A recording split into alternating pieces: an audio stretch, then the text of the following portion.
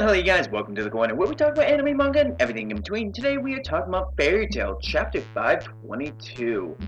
In this chapter there was this long-awaited moment of Rage facing up against Seraph. Apparently Seraph knows a lot more about the team than we originally had thought, but I guess not originally because I guess we could have seen him knowing that because no lie in everything is a pretty key thing and he's lived for over 600 years.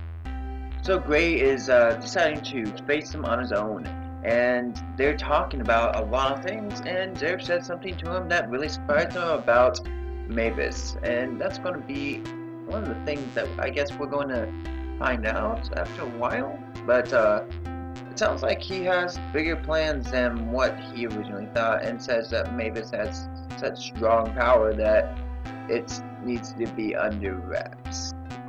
Other than that, Natsu's running to save him, and then we got Gildart fighting against August. So that's a pretty interesting turn of events. Plus, Gildart's daughter comes in to help save the day because August is a very powerful mage in the first place.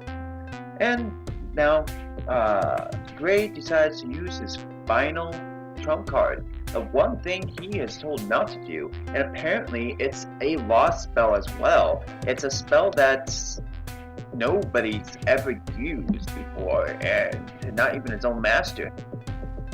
Apparently the spell that he's been working on freezes an opponent, but also uses the magical ability to erase himself from everybody's memory at the same point in time. It's Ice Shell, but has a higher aspect in the magical department, meaning that he's been working on this for a long time. It's his final move, his final thing to do. And it seems very rushed, honestly, but he's trying to save his friend in the end. Plus, it won't kill Seraph, so obviously it will save Natsu from dying, even though I don't think Natsu's at risk of dying anymore. I think he's living on his own magical power at this point. So I don't know how that one would affect him in the first place, or how Natsu's going to take Gray sacrificing himself for the others once again trying to use that spell. But it's obvious if he does succeed that he's not going to go unnoticed from what's actually going to end up happening, because I don't believe anybody's going to be able to forget Gray in the end. But at the same point in time, they could, no, definitely not. Julian is way too much in love with Gray not to remember him. So it's going to be kind of interesting to see what happens if this does come to fruition. This chapter ends up leaving more questions than answers, and obviously it's going to be going on for a while now. So we get to continue on with the chapters at hand and see what happens next.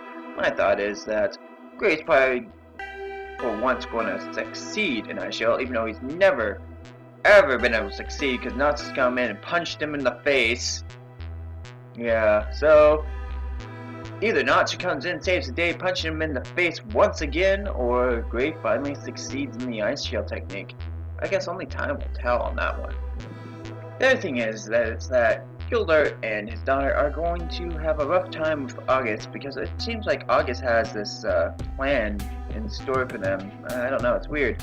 So that's going to be another interesting thing going on there. I'm not too sure on what's going to happen there.